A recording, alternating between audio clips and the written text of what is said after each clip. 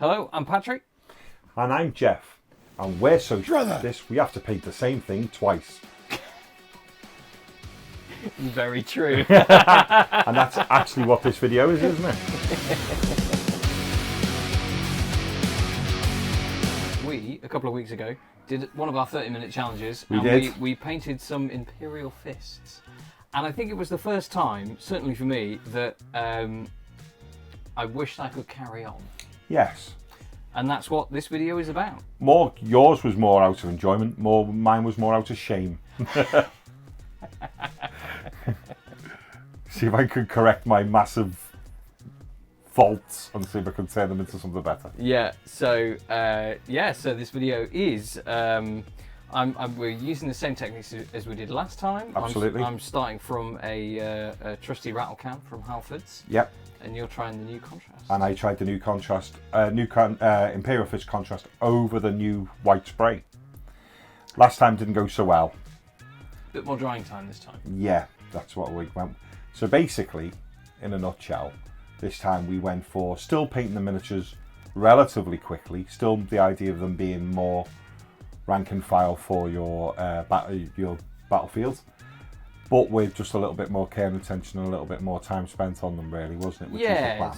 Right then. So I started off with my trusty Halford's yellow primer, and I did leave it quite a long time to dry because previously I did end up scraping some off with the 30-minute challenge. So I learnt my lesson and let it dry out in the sun for quite a long time.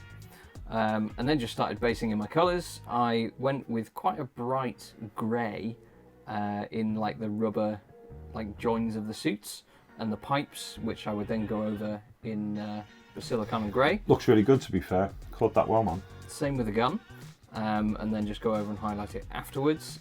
Trying to save a bit of time using the contrast paint in my favour. With the metallics, I tried the Vallejo gunmetal grey. It's like in one of the bigger air pots. Oh yeah. Couple of mistakes in this one. I made more of them previously, but with this, it's just wicking away some of that moisture that's on your brush so it doesn't spill and flow anywhere that you don't want it to. Went in with a panel liner. I used the dark brown Tamiya panel liner. If you do want to buy this, it is super helpful for panel lining your miniatures when you don't want to do it manually with a brush. You can just see it shoot into all the recesses, and it is super helpful. We will put a link in the description. You can get it off of Amazon, which is very handy indeed. Using that same grey colour, I highlighted up the gun and some of the ridges in the rubber as well. Using Chrome Model Air, went back and highlighted up all of the metallics. Highlighting the armour, I used Deep Yellow by AK. I then used Ice Yellow on the sort of uppermost ridges and some of the corners on the shoulder pads and things like that. For the transfer, gloss varnish over the pauldron, microset, microsol, and then matte varnish. Really, really great, super happy. I had one fold in there, but I managed to sort of paint over it with a chip, and I have to thank Maverick's Paint for that tutorial, which I got off of his Instagram reels. Athematic blue for the eyes. Tried to do a bit of glazing, but it didn't really work. But yeah, that is pretty much the overview of what I managed to do here. Dry brushing on the base, went up the legs quite a bit higher just to try and add a bit of variation into these big sort of patches of yellow. I also got some Morpon brown on a sponge to add a bit of chipping in places, and then sort of highlighted that up with the ice yellow again just to add some depth. That's what I've heard is what you're supposed to do. Whether it actually worked, I don't know. I'll let you be the judge. Okay, your turn. Right then. So because I became so paranoid about the black bleeding into the yellow, I decided to go about it a little bit differently. You kindly sprayed it white for me. Thank you very much. I'm very generous. And then I painstakingly painted all of the elements of the miniature that were going to be black. Yep. All of the rubber undersuit, the top of the power pack I decided to have is a full black section. And then the shoulder pad with the studs on it I had as black. I then painted in black for the harness around the front of the chest and painted in the gun as well in black. And then once that was all dry, I then went in with the yellow. and put that in. Tried to do my best to paint section by section, so as not to let it get a little bit ahead of me. Once that was all dry, I then went in and started with the metals. I did the same thing I normally do, which is I use my good old favourite being Vallejo black metal. I use that as my base colour, and then highlighted it up with Model Air Chrome, which was it Model Air Chrome I borrowed off you? I wasn't paying attention. Ah, that's so it was Model Air Chrome, which I then used to highlight, or in some places I just use Model Air Chrome as the base colour, especially on the vents on the backpack. So that was that, put that in, and then I moved on and did the same as yourself, which was I applied Brown Panel liner. Isn't it a good one? It's a wonder, isn't it? It's an absolute wonder. I'm a big fan of it already. Link in the description. I'm a big fan of it already. I use it on my son's Marines who are who are like a lead belcher sort of metal colour. Works really. I have the black one for that. Works really well. And yeah, so did that, and then after that went in with Dawn Yellow and started to highlight all of the edges as much as I could manage, and Bale Tan in the eyes after giving the eyes a base coat of white.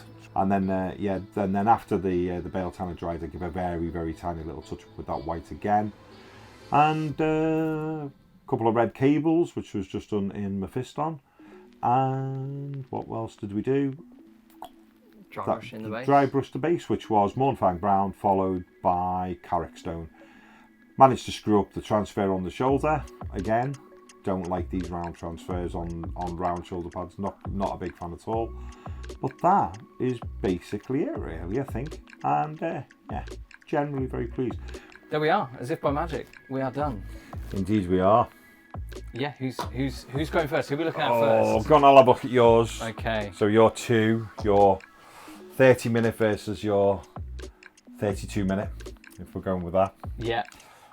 Well, I think straight away, obviously, the most notable thing is obviously that you've now got the highlighting on the new one, which is really good. I think I like the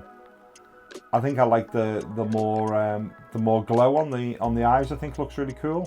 The weathering looks good but on both of them. I think it's got a bit more of a subtlety that I quite like on the new one, and I like the damage on the leg. It looks cool. Yeah. So transfers better.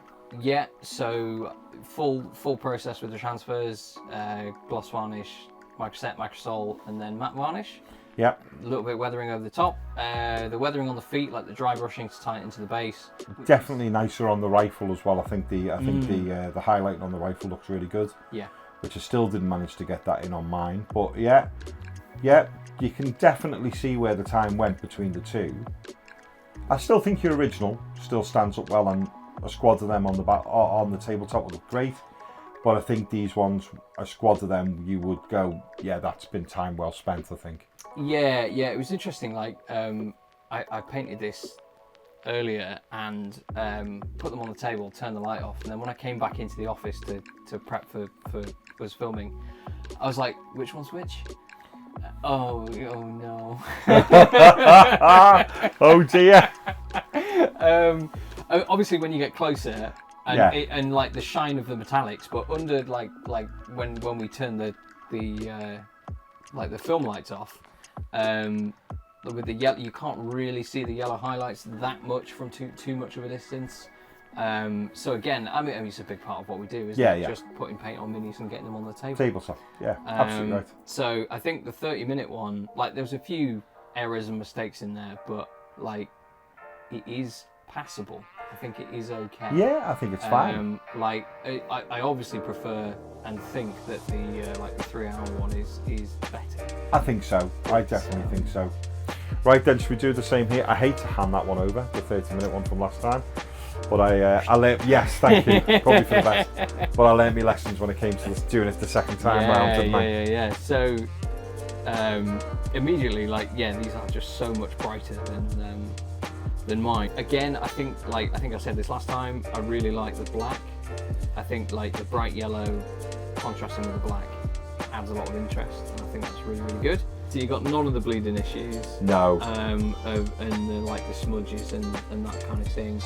You've got base done, which is awesome. Yay! First time ever on the show. It's a rarity, man. Clap for me. Yeah. So seeing that tied into the base and the weathering, I think that's really great.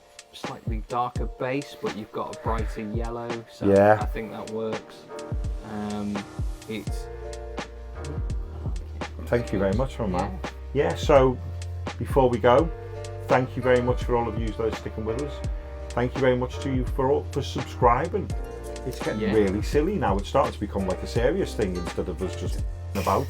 Time of recording, we're nearly at 5,000 subs. So thank you very much. If you are watching this and you haven't subscribed, please do. It's super helpful. So if you like, and if you like what we do, tell your mates and share it. And if you hate what we do, tell your mates and share it.